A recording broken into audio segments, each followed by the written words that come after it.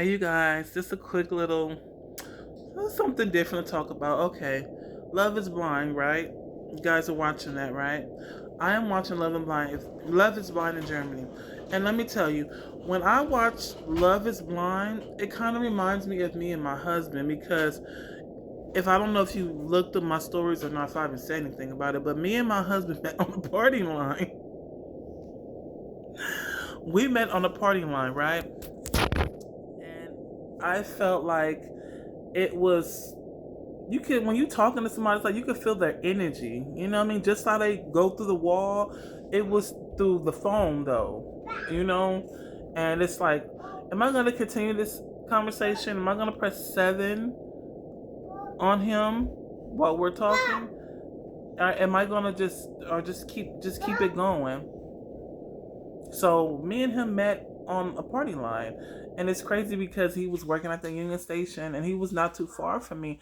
And I put this on everything. Like when I got on that line, I just was like, I felt something. Like, is something, Lord, is gonna happen? Is somebody close to me gonna? Am I gonna meet somebody tonight? And before I met him, I was talking to like different guys, and we were just like having like intellectual conversations about the world and just everything in it, you know. And I know before I got off the phone, I was talking to this Chinese guy, and he was just talking. Me and him was talking for a long time, and then we got to a point where okay, let's get off the phone.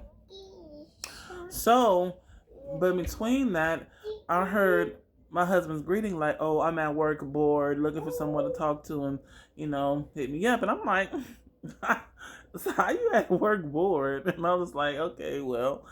And I was looking for his message, and I found it. I skipped it, and I was just like, "Oh no!" I wanted to, talk my little ish, but he ended up um, hitting me up like, "Oh, I heard your message. Like, what you doing?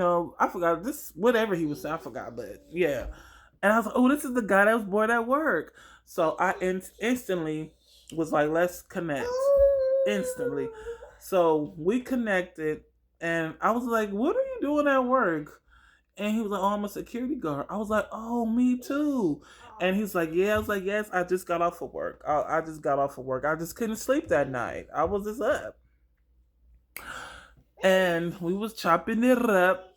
And then I was like, "Okay, well, it's getting to the final. Do you want to send pictures?" And he like, "Yes." And I'm like, "Okay, well." He sent a picture of him, and it was like some Snapchat. I'm like, "No, show me a picture of yourself." So he sent it. I'm like, "Oh, you okay? No chocolate. You look young, no." And I sent him a picture of me. And then he got quiet for a minute. I'm just like, "Are you gonna press 7?" And he was like, "No, you cute." And I was like, "Okay, well, we got each other number, so you want to get off of here and talk?" And he was like, "Yeah." So that's how we met, and we was just talking, and I think we was talking for about a good month or two before we met up.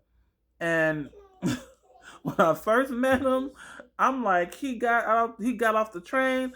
I'm like, he looked like a teenager lying about his age, because in my I'm gonna bring up some stories. I got lied to about the ages. So as soon as he tried to open my door, he was like, "What's going on?" I'm like, You got ID?" And he was like, "ID?" I said, "Yes, because you looking young, like a happy ass teenager, and I need to see your ID." And he's like, "You the feds?" I'm like, "No, are you the feds?" So he showed me his ID. It said November 11th, no, the 11th, November 5th, 1992. And I was like, "Okay, yeah, you legal. You can get in the car." So he got in the car. He was like, "Wow." He was just busting up laughing. So I went around the corner, and I stopped and put my headlights on. I was just like, "Can I get a hug?" He looked at me. He was like, "Yeah." I got out the car, and he's like, "Whoa, you tall." I'm like, "I told you what. You want me to go drop you off at the train station?" He's like, "No, no. Like, you look good. Like, you thick. You like, come here." And we gave each other a hug. We went to Long Beach. We went for a walk. We went out to go eat. We'll go try to eat. and that didn't go through. So we just walked and we were just talking and laughing and like really getting to know each other. And like he was putting an arm around me, his just holding me. Like I felt safe, like I felt good and comfortable.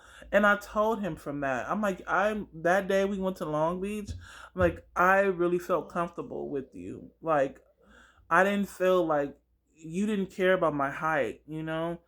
And previously, I did date someone that was tall, so they were not tripping off my height, but then I think they were tripping, like had felt some type of way. But he said he didn't care, but I don't know.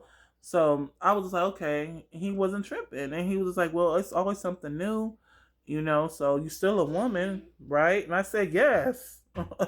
So from there on, it was just deer lights in the head. What's they say? Head in a deer light in the heads. I can't say it. I don't even know what I'm saying. But yes, from there, that's how we met, and it just boom. We talked every day. I couldn't get enough of that man, and he couldn't get enough of me. So I was like, "Hey, it's an ultimatum. You gonna move in with me, or what? Or what you doing? Because I can't keep driving the Lancaster and doing all this. Like, you trying to be with me? Like, what's up?" He said, "Yeah, I'm trying to be with you." Told his grandma, like, "Hey, grandma, I'm leaving. I'm moving to LA." His grandma was like, "Well, what? Who, girl? What?" And he was just like, he told her about me, and he left. And eventually, I met his family. Um, I ain't gonna say too much about that right now, but yes, we instantly fell in love with each other. Love is blind. And I want to say one thing. He did tell me he never got a chance to be a man. So I said, well, I'll let you be a man. What do you need? And he was just like letting me make decisions and stuff like that. So I said, okay, I'll do that. I let him do that. And that's what made him fall in love with me even more. You know? And we both had some things that we were internally dealing with, and it came to some stuff that happened. It gets deep. Yes. Before we got married, my husband cheated on me, and I was like bothered because if you meet my husband, it's just like not him. What? It don't. You would even think, but I gave him an ultimatum because the nigga had these. He had dreads in his hair, so I'm thinking I'm dreads. I said you gotta cut them dreads off.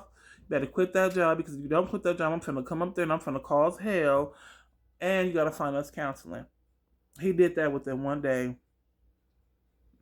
He did it like I can't. You can't go anywhere. I love you. I want to be with you.